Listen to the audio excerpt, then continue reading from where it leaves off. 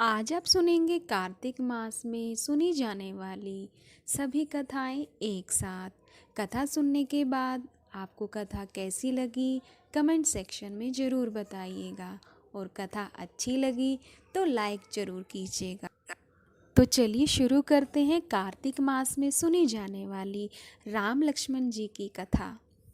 श्री राम लक्ष्मण और सीता जी पिता दशरथ जी की आज्ञा से वनवास जाने लगे। रास्ते में सभी तीर्थ गंगा यमुना गोमती नदियों में पितृ तर्पण कर वन में कंद मूल फल फूल खाते हुए वन में अपना समय व्यतीत करने लगे। कार्तिक का महीना आया। एकम के दिन लक्ष्मण जी ने राम जी की आज्ञा से फल फूल लाकर माँ सीता को दिए। तब माँ सीता ने 4 पत्तल परोसी। तब लक्ष्मण ने पूछा, भाभी माँ, हम 3 हैं, फिर 4 में क्यों परोसा? तब माँ सीता बोली, 1 पत्तल गौ माता की है। राम जी लक्ष्मण जी गौ माता को पत्तल परोस दी। तब राम जी ने पूछा, सीता जी, आपने खाना शुरू क्यों नहीं किया? तब सीता माँ बोली, मेरे तो राम कथा सुनने का नियम है, और राम कथा सुनने के बाद ही मैं फल ग्रहण करूँगी। तब राम जी बोले, मुझे कथा सुना दो। लक्ष्मण जी बोले, मुझे भी सुना दो। तब माँ सीता बोली, औरत की बात औरत सुने, आप मेरे पति हो, आप मेरे देवर हो, आपसे कैसे कहूँ? तब लक्ष्मण जी ने सोचा, इस जंगल में कौन औरत मिलेगी? तब लक्ष्मण जी ने अपनी माया से एक नगरी का निर्माण किया। उस नगरी में सब सुख सुविधाओं से युक्त थी। उस नगरी में सब चीज़ें सोने की थी, इसलिए नगरी का नाम सोन नगरी रखा। सभी नगर निवासियों को घमंड हो गया। उस नगरी में कोई गरीब नहीं था। जब सीता जी कुएं पर पानी लेने गई और पनिहारिनों ने राम राम किया तो कोई नहीं बोली। थोड़ी देर में एक छोटी कन्या आई। सीता जी उससे राम राम बोली और कहा कि बाई, राम कथा सुनेगी क्या? तब वह बोली, मेरे तो घर पर काम है। सीता जी ने कहा, मेरे पति राम और देवर लक्ष्मण भूखे हैं। तब लड़की बोली, मेरी माँ मेरा इंतजार कर रही है। वह लड़की वहाँ से जाने लगी। तब माँ सीता के क्रोध से सारी नगरी साधारण सी हो गई। जब लड़की घर गई तो माँ बोली, बाई, ये क्या हुआ? तब लड़की बोली, मेरे को पता नहीं है। वहाँ पर एक साध्वी बैठी थी, मुझे राम कथा सुनने के लिए बोली, पर मैं तो कथा नहीं सुनी। यदि उसने कुछ किया हो तो पता नहीं। तब उसकी माँ ने उसको वापस जाकर कथा सुनने को कहा। लड़की ने वापस जाकर कथा सुनने से मना कर दिया। तब उसकी बहू बोली, आपकी आज्ञा हो तो मैं कहानी सुनकर आती हूँ। जब बहू कुएं पर गई तो पानी भरे और खाली करे। तब सीता जी ने कहा, आपके घर पर कुछ काम नहीं है क्या? तब वह बोली, माता जी, मैं तो सारा काम करके आई हूँ। तब माँ सीता बोली, तू मुझे माँ कहकर बुलाई, यदि तुझे समय हो तो मेरी राम कहानी सुन लेगी? तब वह बोली, माता जी, कहानी सुनाओ, मैं प्रेम से कहानी सुनूंगी। सुनूंगी। राम कथा पूर्ण हुई तो सीता जी ने कहा, हे बाई, तूने मेरी राम कथा सुनी, मेरी सहायता की। राम जी लक्ष्मण को जिमाया है, भगवान तेरी भी रक्षा करेंगे, तुझे स्वर्ग का सुख मिलेगा। सीता माता ने उपहार स्वरूप अपने गले का हार दे दिया। जब वह घर गई तो उसका मटका सब सोने का हो गया। सासू जी ने कहा, ये सब तू कहाँ से लाई? मैं माँ सीता से राम कथा सुनी, ये इसी का फल है, बहू ने कहा। सासू जी ने कहा, प्रतिदिन राम कथा सुन आना। बाई को राम कथा सुनते बहुत दिन हो गए। तब उसने माँ सीता से पूछा, इसका उद्यापन विधि बतलाओ। तब सीता जी ने कहा, 7 लड्डू लाना, 1 नारियल लाना, उसके 7 भाग करना। 1 भाग मंदिर में चढ़ाना, जिससे मंदिर बनवाने जितना फल होता है। 1 भाग सरोवर के किनारे गाड़ देना, जिससे सरोवर खुदवाने जितना फल होता है। एक भाग भगवत गीता पर चढ़ाना, जिससे भगवत गीता पाठ करवाने जितना फल होगा। एक भाग तुलसी माता पर चढ़ाना, जिससे तुलसी विवाह जितना फल होगा। एक भाग कंवारी कन्या को देना, जिससे कन्या विवाह जितना फल होगा। एक भाग सूरज भगवान को चढ़ाना, जिससे 33 करोड़ देवी देवता को भोग लगाने जितना फल होगा। अब उसने विधि पूर्वक उद्यापन कर दिया। माँ सीता के पास आई, माँ मैंने तो विधि पूर्वक उद्यापन कर दिया, अब 7 दिन बाद वैकुंठ से विमान आएगा। 7 दिन पूरे हुए, विमान आया तो बहू ने कहा, सासू जी स्वर्ग से विमान आया है। तब सासू जी ने कहा, बहू तेरे ससुर जी को व मेरे को भी ले चल, तेरे माता पिता को ले चल, सारे कुटुंब परिवार को ले चल, अड़ोसी पड़ोसी को ले चल। बहू ने सबको बिठा लिया, पर विमान खाली था। थोड़ी देर में उसकी ननद आई और देखते ही देखते विमान भर गया। तब बहू ने कहा, माँ सीता ननद बाईसा को भी बिठा लो। पर माँ सीता ने कहा, इसने कभी कोई धर्म पुण्य नहीं किया। तब बहू ने कहा, बाईसा आप पहले कार्तिक मास में राम लक्ष्मण की कथा सुनना, उसके बाद आपके लिए वैकुंठ से विमान आएगा। गांव के सारे लोग एकत्र हो गए और पूछने लगे, बाई तूने ऐसा कौन सा पुण्य किया? गीता के पाठ किए, हमें भी बताओ। तब बाई ने कहा, मैंने तो माता सीता से प्रतिदिन राम कथा सुनी और नियम से उद्यापन किया। तब समस्त ग्रामीण राम कथा सुनने की जिद करने लगे। तब बाई राम कथा कहने लगी और सब नर नारी सुनने लगे। राम कथा संपूर्ण होते ही समस्त नगरी सोने की हो गई। बाई ने कहा, जो कोई राम कथा सुनेगा उसको मेरे समान ही फल मिलेगा। सब राम लक्ष्मण जी की जय जयकार करने लगे और विमान स्वर्ग में चला गया। 7 स्वर्ग के दरवाजे खुल गए। पहले द्वार पर नाग देवता, समस्त देवी देवता पुष्प वर्षा करने लगे। देवताओं ने पूछा कि तूने क्या पुण्य किया? तब उसने कहा, मैंने तो राम लक्ष्मण जी की कथा सुनी। तो समस्त देवताओं ने कहा, वर मांग। तब उसने कहा, मेरो तो सब सिद्धियां हैं, मुझे यह वर दो कि जो भी श्रद्धा व भक्ति से राम कथा, राम लक्ष्मण जी की कहानी सुनेगा उसको मेरे समान ही फल मिले। सभी देवताओं ने पुष्प वर्षा करते हुए तथास्तु कहकर चारों ओर राम राम की जय जयकार होने लगी। अब आप सुनेंगे कार्तिक मास में सुनी जाने वाली दूसरी कथा, बुढ़िया माई की कहानी। एक बुढ़िया माई थी जो चातुर्मास में पुष्कर में स्नान किया करती थी। उसका एक बेटा और बहू थे। सासू ने बहू को फलाहार बनाने को कहा तो बहू ने खाली टिफिन ही रख दिया। बेटा माँ को पहुँचाने के लिए पुष्कर गया। रास्ते में माँ से बोला, माँ फलाहार कर लो। जहाँ पानी मिला माँ ने वहीं फलाहार करने के लिए बैठ गई तो भगवान की कृपा से खाली टिफिन फलों से भर गया। माँ ने फलाहार कर लिया। पुष्कर में माँ के लिए रहने की झोपड़ी बनाकर बेटा वापस घर आ गया। रात्रि में श्रावण मास आया और बोला, बुढ़िया माई दरवाज़ा खोल। तब बुढ़िया माई ने पूछा, अब कौन है? मैं श्रावण मास। बुढ़िया ने तुरंत दरवाज़ा खोल दिया। बुढ़िया माई ने शिव पार्वती की पूजा अर्चना की, बेलपत्र से अभिषेक किया। जाते समय श्रावण मास ने बुढ़िया माई को आशीर्वाद दिया और झोपड़ी की एक दीवार सोने की हो गई। भाद्रपद मास आया, उसने भी दरवाज़ा खोलने को कहा। बुढ़िया माई ने दरवाज़ा खोला, सतु बनाकर कजरी तीज मनाई। भाद्रपद मास ने बुढ़िया माई को आशीर्वाद दिया और झोपड़ी की दूसरी दीवार भी सोने की हो गई। फिर आश्विन मास आया और उसने भी दरवाज़ा खोलने को कहा। बुढ़िया माई ने दरवाज़ा खोला, पितरों का तर्पण कर ब्राह्मण भोज कराकर श्राद्ध किया।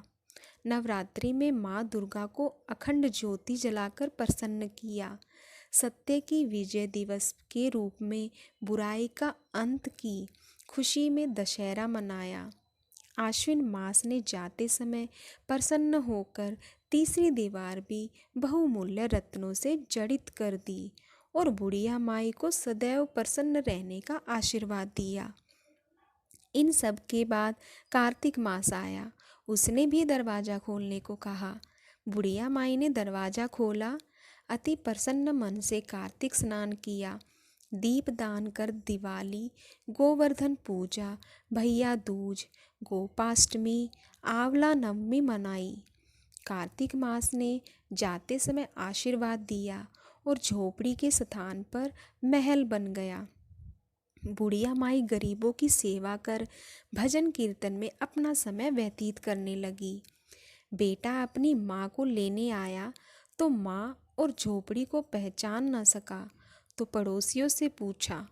उन्होंने बताया तो बेटा माँ के चरणों में गिरकर बोला, माँ घर चलो। सारे सामान के साथ घर ले आया। सासू माँ के ठाठ देखकर बहू के मन में लालच आ गया और उसने अपनी माँ को भी पुष्कर छोड़कर आने को कहा तो उसका पति अपनी सास को भी पुष्कर छोड़ आया। परंतु बहू की माँ की धर्म कर्म में बिल्कुल रुचि नहीं थी। वह 4 समय भोजन करती और दिन भर सोती। चारों मास आए और चले गए। जाते समय झोपड़ी गिर गई और बहू की माँ गधी की योनि में चली गई, क्योंकि औरत लक्ष्मी का रूप है और लक्ष्मी की तरह चंचल होना चाहिए। भगवान की पूजा और अतिथि का सम्मान और दान पुण्य करना चाहिए। बहू ने कहा, अब माँ को ले आओ। जब जमाई सास को लेने गया तो कहीं ना मिली। लोगों से पूछने पर लोगों ने बताया कि तेरी सास धर्म कर्म कुछ नहीं करती थी, खाती खाती रहती थी, सोती रहती थी, जिससे वह गधी योनि में चली गई। जमाई गधी योनि मतलब अपनी सास को बांध कर घर ले आया। उसकी पत्नी ने पूछा, मेरी माँ कहाँ है? तब पति ने कहा, तेरे लालच की वजह से तेरी माँ गधी योनि में आ गई। बड़े बड़े विद्वानों, ब्राह्मण, ऋषि, मुनियों से पूछने पर उन्होंने बताया कि तेरी सास के स्नान किए पानी से स्नान करने पर उसे मनुष्य योनि मिलेगी। तब बहू ने ऐसा ही किया और उसकी माँ पुनः मनुष्य योनि में आ गई। हे राधा, दामोदर भगवान जैसा बुढ़िया माई को दिया वैसा सबको देना। अब आप सुनेंगे पीपल पतवारी की कहानी। एक बार पतवारी माता, पाल और विनायक जी में झगड़ा हो गया। सब आपस में स्वयं को बड़ा बताने लगे। इतने में एक ब्राह्मण का लड़का आया। पाल, पतवारी, गजानन जी ने उसे रोका और कहा, लड़के रुक जा, हमारा न्याय कर। लड़का बोला, मैं कल वापस आऊँगा तब न्याय करूँगा। घर आकर लड़के ने माँ से कहा, माँ मुझे कल पाल, पतवारी माता, विनायक जी का न्याय चुकाना है। तो माँ ने कहा, बेटा सबको बड़ा बता देना। दूसरे दिन लड़का वहाँ गया और बोला, पाल, पाल माता आप बड़ी हो, क्योंकि हर व्यक्ति आता है और स्नान ध्यान करके शुद्ध होकर जाता है और आप सबकी रक्षा करती हैं। हे पतवारी माता, आप सबसे बड़ी हो, क्योंकि कितने भी तीर्थ, धर्म, ध्यान कर ले पर आपकी पूजा किए बिना उनका कार्य पूर्ण नहीं होता। आप जीवित को भी तारती हो और मरने के बाद भी उद्धार करती हो। पतवारी माता पथ की धारिणी, इसलिए आप बड़ी हो। अब विनायक जी से लड़का बोला, सबसे पहले शुभ काम में आपको ही मनाया जाता है। आपको ध्याए बिना कोई काम सिद्ध नहीं होता, इसलिए आप बड़े हो। पाल माता, पतवारी माता, विनायक जी भगवान लड़के की चतुराई से प्रसन्न हो गए और बोले, लड़के, तुमने तो हम सबको ही बड़ा कर दिया। उसको सुखी रहने का आशीर्वाद दिया और जाके जौ के दाने उसके अंगोछे में डाल दिए। लड़का सोचने लगा, ये तो घाटे का सौदा रहा। सारा दिन खराब कर न्याय किया और इतने से जौ मिले। उदास मन से घर आकर अंगोछा एक कोने में डाल दिया। माँ ने अंगोछा उठाया तो उसमें से हीरे मोती बिखर गए। तो माँ बोली, बेटा, न्याय करके क्या लाया है? लड़का बोला, माँ, कोने में जो पड़ा देख लो। माँ वहाँ गई, देखा हीरे मोती का ढेर लगा है, हीरे मोती जगमगा रहे हैं। माँ अत्यधिक प्रसन्न हो गई। माँ ने बेटे को बुलाया और कहा, आज तो पाल माता, पतवारी माता और विनायक जी भगवान हम पर प्रसन्न हुए हैं। माँ बेटे बहुत प्रसन्न हुए। हे भगवान, जैसा पाल माता, पतवारी माता, विनायक जी भगवान ने लड़के को दिया वैसा सबको देना। कहानी कहने, सुनने, हुकारा भरने वाले को सुख समृद्धि धन धान्य देना। अब आप सुनेंगे सास बहू की कहानी। दो सास बहुएं थीं। कार्तिक मास आया तो सास बोली, मैं कार्तिक स्नान के लिए तीर्थ जाना चाहती हूँ। बहू बोली, मैं भी चलूँगी। सास बोली, अभी तो छोटी है, अभी मुझे जाने दे। सासू तीर्थ गई तो बहू कुम्हार के से 33 कुंडे ले आई। रोज़ एक कुंडा भरकर रखती। उधर गंगा में सासू जी की नथ गिर गई। बहू कुंडे में नहाती हुई बोली, सासू नहावे ठंडे में और मैं नहाऊं कुंडे में। इतने में गंगा की धारा कुंडे में आ गई, साथ ही सासू जी की नथ भी आ गई। बहू ने नथ पहचान ली और अपनी नाक में पहन ली। महीना पूरा हुआ, सासू जी आई। बहू सामान लेने लगी तो सास ने देखा कि बोली, तू यह कहाँ से लाई? तो बहू बोली, यह तो मेरे कुंडे में गंगा की धारा के साथ आ गई। अब सास बोली, मुझे ब्राह्मण भोज करना है। बहू बोली, सासू जी, 2 ब्राह्मण मेरे भी जिमा दो, मैंने भी कार्तिक स्नान किया है। तूने कहाँ कार्तिक स्नान किया? तो बहू बोली, ऊपर चलो, मैं आपको बताती हूँ। ऊपर गए तो देखा सारे कुंडे सोने के हो गए। बहू बोली, मैं रोज़ कुंडा भर कर रखती और सुबह जल्दी उठकर नहाती और कुंडा उल्टा करके रख देती। तब सासू जी बोली, बहू, तू तो बहुत भाग्यवान है जो साक्षात गंगा जी तेरे पास आई। तूने श्रद्धा और विश्वास से कार्तिक स्नान किया तो भगवान ने तुझे फल दिया।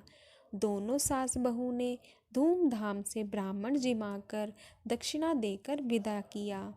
हे भगवान, जैसे सास बहू को दिया वैसे सबको दिया। अब आप सुनेंगे इल्ली और घुन की कहानी।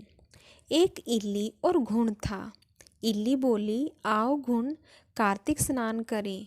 घुन बोला, तू ही कार्तिक स्नान कर ले, मैं तो नहीं करूँगा। बाद में इल्ली तो राजा की लड़की के पल्ले के लगकर कार्तिक स्नान करती। घुन ने कार्तिक स्नान नहीं किया, दोनों मर गए।